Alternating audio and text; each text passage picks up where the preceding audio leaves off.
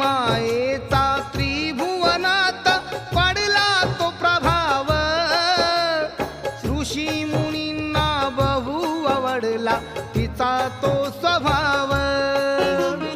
महिषासूर तो असुर मातला धरून कुभाव, तुळजा भवानी माता प्रगटली करण्यानी भाव. कुकर दैत्यानी या भूलोकी रणकंदन केले, या जगताचा राजा व्हावा त्याच्या मनी आले. शिव शंभूची